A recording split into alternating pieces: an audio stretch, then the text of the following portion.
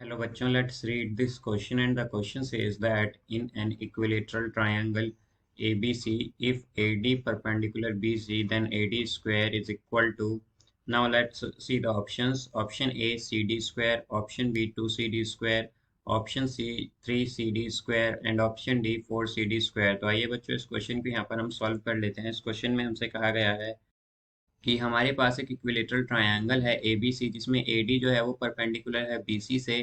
तो हमें बताना है कि ए डी स्क्वायर यहाँ पर क्या होगा। तो इस क्वेश्चन में बच्चों की कॉन्सेप्ट यूज करेंगे, कि कॉन्सेप्ट यहाँ पर हम यूज करेंगे that in equilateral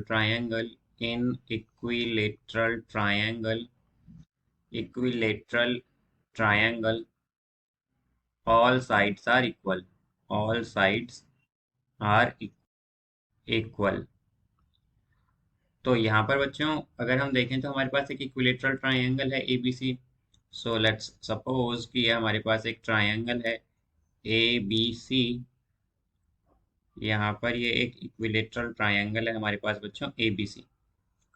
A B सी इसमें क्या है, हमारे पास एक डी पॉइंट है जो कि परपेंडिकुलर है, या फिर हम कहें कि ए डी जो है वो परपेंडिकुलर है बी सी से। अब यहाँ पर बच्चों हम जानते हैं कि अगर ये इक्विलेटरल ट्रायंगल है तो इक्विलेटरल ट्रायंगल की तीनों साइड इक्वल होती हैं। तो यहाँ पर क्या होगा कि ए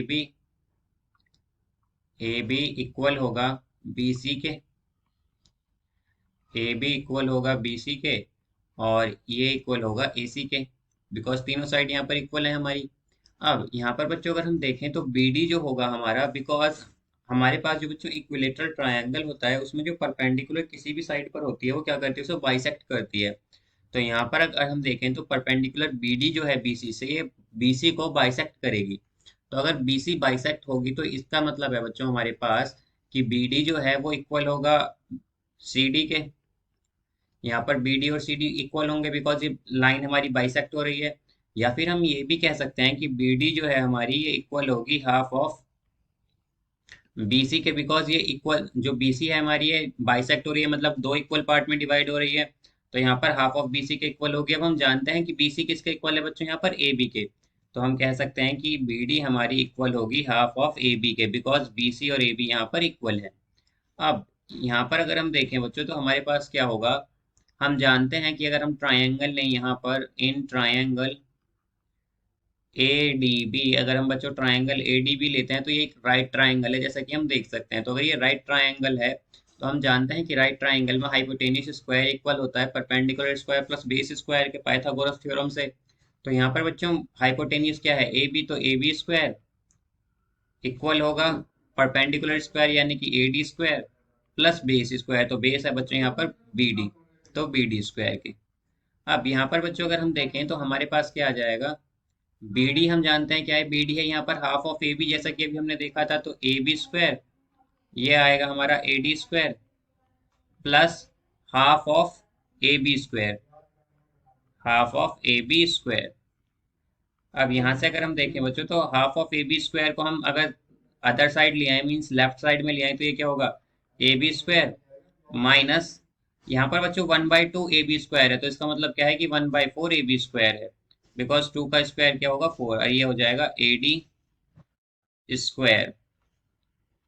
अब यहाँ से अगर हम देखें बच्चों तो ये क्या आएगा हमारे पास 3/4, हम एलसीएम लें तो 3/4 A B square is equal to A D square, A D square.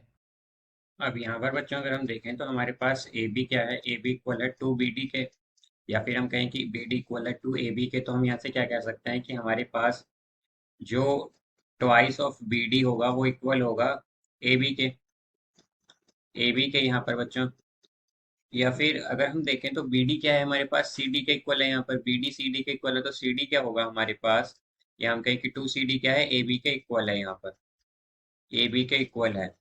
यहाँ से हम ये देख सकते हैं बच्चों। अब अगर हम ए बी की जगह यहाँ पर टू सी डी रख दें तो ये क्या आएगा हमारे पास, यहाँ से ये आ जाएगा 3/4 twice of C D square is equal to A B square. ये बच्चों ए डी स्क्वायर आएगा, तो यहाँ से हमारे पास ए डी स्क्वायर आ गया है। A D square is equal to